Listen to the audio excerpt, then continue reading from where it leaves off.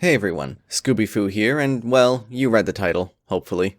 Rocket launchers. Stop me if you've heard this one before, but they weren't exactly in the best place prior to Season 13, thanks to bad overall DPS, low total damage, and as a special kick to the oh, wait, we're not past the first minute yet. As a kick to the unnamed region between the stomach and legs, their burst DPS wasn't even good enough to make up for lacking in the other two areas so heavily. Bungie knew that, of course, which is why they gave them an extra rocket or two in reserves in Beyond Light, and why they've now given them a roughly 30% buff across the board for legendaries, with the buff being fine-tuned for each exotic.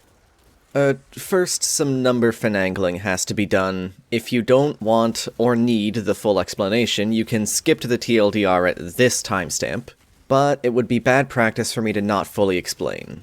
For all the numbers from before the patch, I tested in a 1050 power loss sector on Nessus for the major rank numbers, and an 1100 power loss sector on the Cosmodrome for the ultra rank numbers. That does mean that there's a discrepancy between the damage numbers due to the different power of the enemies, but that's not a problem. We do have ways of adjusting for different power levels in different areas. Before the patch, I did a control shot with a posterity hand cannon against the major on Nessus and a major in the Cosmodrome. On Nessus, a body shot did 1,450 damage. In the Cosmodrome, it did 2,100 damage. And then Bungie increased the power floor up to 1,100 this season, increasing the power of the Nessus loss sector. Oh boy. So now, a body shot with posterity on Nessus also deals 2,100 damage. So we'll have to reduce not only the ultra numbers from before the patch to give an accurate before comparison, but also the new major damage numbers from after the patch to account for the higher power of the area. Let me give you an example of why this is needed. We'll use a legendary rocket launcher. Before the patch, shooting Carl here would get you 39,914 damage. After the patch, shooting the same rocket launcher against the same enemy gets you 71,519 damage. An 80% increase, which is just a bit more than the 30% Bungie said rockets were receiving. So the buff is bugged? Bungie bad? Not exactly. If you remember, before the patch my hand cannon dealt 1,450 damage against Carl, whereas now, after the patch it deals 2,100. So did hand cannons get a buff this season? Unless Bungie is in the business of randomly buffing one hand cannon archetype without telling us. No. 69% of 2,100 is 1,450, so to properly compare damage between the old and new major rank numbers, we have to reduce the new numbers to 69% of their value in-game. We also have to do this for the ultra numbers, since I was dealing a little more damage, but we only have to reduce it by like 5%. If we do that to our new rocket numbers, we're dealing 49,348 damage, a roughly 25% increase, which is a lot closer to the 30% Bungie had said. Hopefully that all makes sense. The TLDR is that all damage is higher on Nessus now. If we don't adjust it down to match what was dealt before, our numbers will be inflated and useless for accurate comparison. If you ever see numbers in parentheses, it's a number that's been adjusted in the way described above. There will be cases where I show an adjusted number, then that same number unadjusted later, so keep an eye out for those parentheses. Enough talking, let's get to all the numbers and text I'll have to show on screen. And the talking, I guess there's still gonna be more talking. So, you know how I said these were buffs? Let's talk about the one rocket launcher that got nerfed. Except it wasn't supposed to.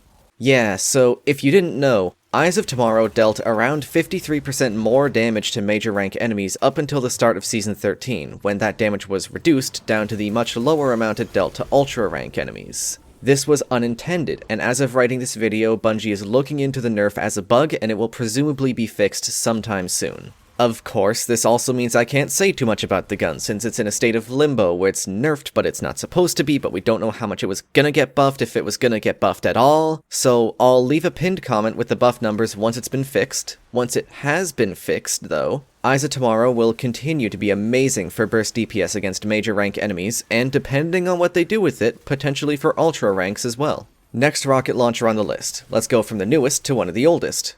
Wardcliff. Traditionally, aside from some fringe uses like insta-killing Nokris, may he and Mars rest in peace, Wardcliff was mostly used for cases where you just needed to blow up groups of ads. And then Warmind cells happened, and nobody really uses Wardcliff unless they have an open exotic slot for PvP. Let's compare the damage to an ultra tier enemy from before and after the patch, since that's the bigger difference here, and most of that volley missed, and it still killed Akak. Well then, Let's compare against Carl, and yep, it killed him too.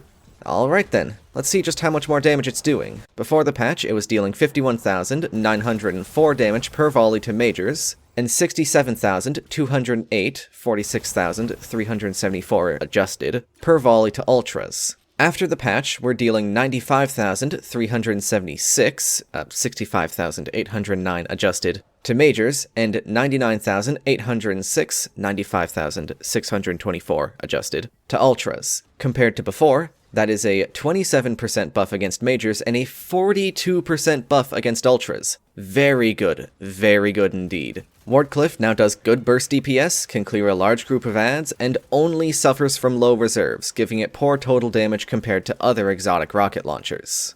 Deathbringer is next up. I guess I have to explain how this one works since it's not just an angry beehive. Deathbringer shoots out a remotely detonated orb that splits into 7 homing falling balls that deal more damage the longer they've been falling. Deathbringer has never seen a large amount of use, probably because it's quite unorthodox to use properly, and if you have too many of them shooting at one time, the homing balls will start to disappear for some reason.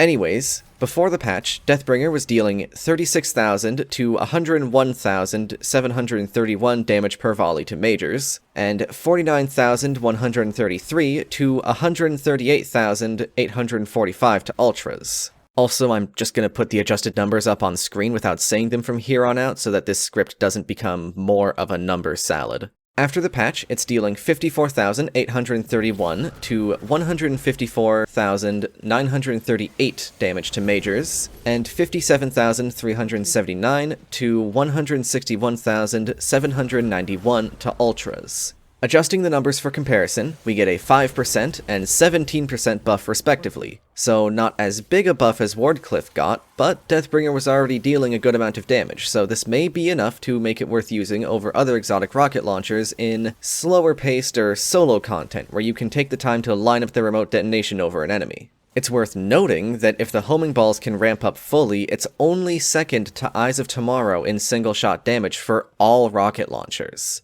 Overall, statistically, Deathbringer has everything going for it. The highest total damage of all rockets, the second highest single-shot damage, and it can even clear a group of adds decently well. In reality, though, it requires a large open space to use properly, and if used properly, the damage, while hard-hitting, will be delayed by both the main orb's slower speed and the need for the homing balls to ramp up. In a short sentence, it's hard-hitting, but clunky.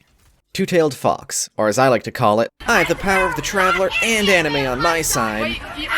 Really, read the lore tab for it, that is exactly what the gun is. Two-tailed shoots out 2 rockets, one void and one solar. They both track enemies, and the void rocket suppresses whatever it hits, with the solar rocket causing a burn that ticks 5 times. The burn damage is minimal, and other than that, the rockets deal the exact same amount of damage, so I'll just be listing the total damage per volley, rather than the individual rocket and burn. Before the patch, Two-Tailed Fox was dealing 63,925 damage to majors, and 86,595 to ultras. After the patch, it's now dealing 97,314 damage to majors, and 100,858 to ultras. Adjusting those numbers for comparison, that is a 5% and 12% buff respectively. If I had to describe Two-Tailed Fox in one word, it would have to be consistency. There's no buff or specific playstyle you have to adopt to use Two-Tailed Fox at max efficiency, and it deals the 3rd highest damage per volley of all rockets. It does fall behind a bit for ad clear, since it only fires 2 rockets, unlike the beehive that is Wardcliff, the many balls of Deathbringer, etc. But there are very few situations where Two-Tailed doesn't work at all, so if I had to use one rocket launcher for the rest of the time,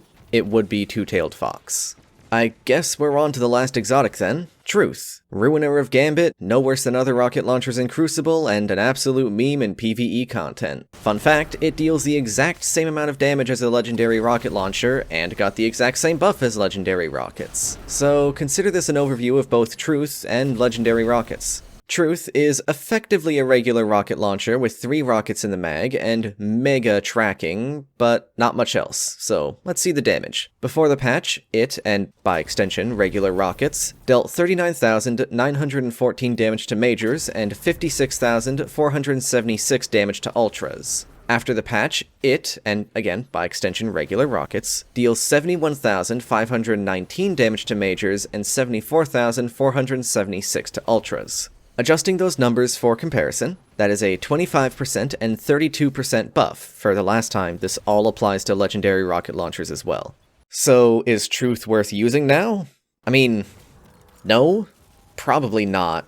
Comparing to Two-Tailed Fox, another easy-to-use exotic rocket with tracking, Truth only deals around 70% of the damage of Two-Tailed per shot, and I don't think the ability to shoot 3 rockets before reloading makes up for that loss in per-shot damage. I have to admit that I haven't tested the DPS of these weapons, but rocket launchers were never much about extended DPS. The most important thing is the single-shot damage. As for legendary rockets, they've become a respectable source of single-shot damage. I think they're worth using if you don't have an exotic open for your heavy slot, and you need something with good single-shot damage.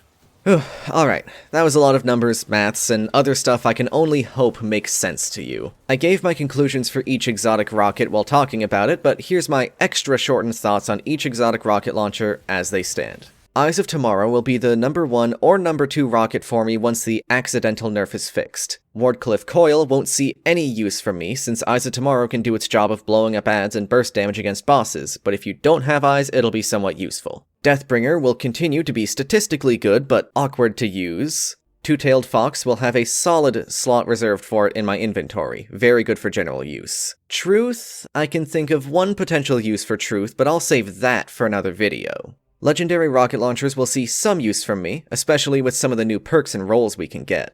And I guess that is about it. In my opinion, rocket launchers are finally in a good spot, dealing good single-shot damage with enough in reserves to not feel like you have to save each rocket for that moment. I'm very happy with the buffs in general. Once Eyes of Tomorrow gets fixed, I'll have absolutely no complaints. But I've got nothing else to say, really. Thank you for watching. Make sure to drop a like on the video, subscribe, join the Discord, link in the description, and follow me on Twitter, @ScoobyFoo with 3 O's at the end. I've been ScoobyFoo, and I will see you in the next one.